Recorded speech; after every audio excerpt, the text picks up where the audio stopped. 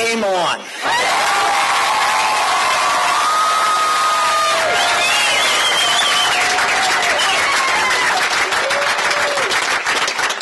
As all of you know, I do not speak from notes, but there's a couple things I want to say that are a little more emotional, so I'm going to read them as I wrote them. C.S. Lewis said, "A friend is someone who knows the song in your heart and can sing it back to you when you've forgotten the words." My best friend, my life mate, who sings that song when I forget the words, is my wife, Karen.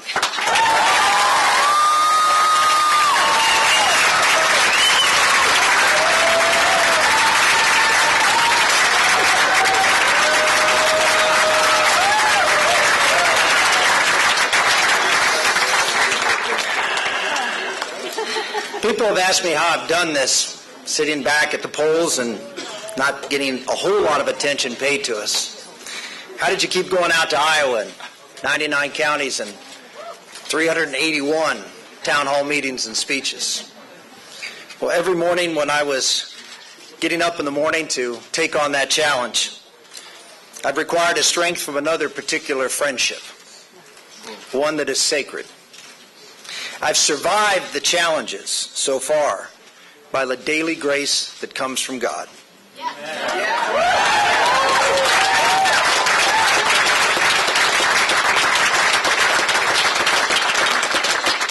For giving me His grace every day, for loving me, warts and all, I offer a public thanks to God.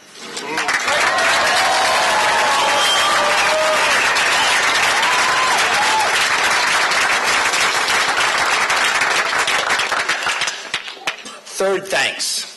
Thank you so much, Iowa.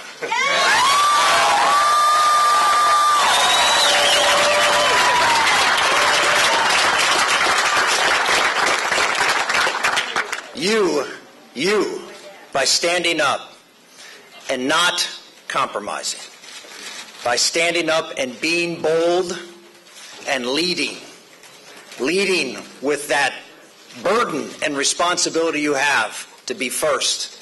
You have taken the first step of taking back this country.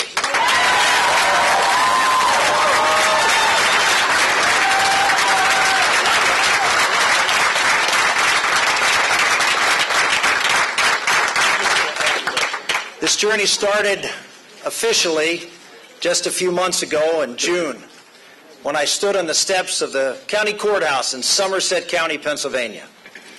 I decided to go there. Not the typical place someone announces for president. It's not where I was born. It's not where I ever lived. But it's where my grandfather came. Back in 1925. He came by himself, even though he was married with 2 children, one of them being my father. He came after having fought in World War I because Mussolini had been in power now 3 years, and he had figured out that fascism was something that would crush his spirit and his freedom and give his children something less than he wanted for them. So he made a sacrifice. He left to the coal fields of southwestern Pennsylvania. He worked in the mine at a company town, got paid with coupons, he used to call them. Lived in a shack.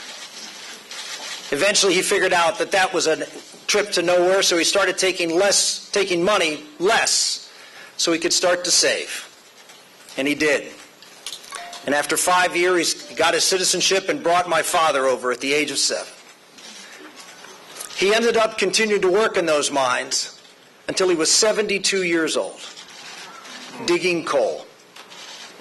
I'll never forget the first time I saw someone who had died. It was my grandfather. And I knelt next to his coffin. And all I could do as eye level was look at his hands. They were enormous hands. And all I could think was, those hands dug freedom for me. And so to honor him, I went to Somerset County, because I believe foundationally while the economy is in horrible condition, why our country is not as safe as it was, and while threats are rising around the world, while the state of our culture under this administration continues to decline with the values that are unlike the values that built this country, that the essential issue in this race is freedom.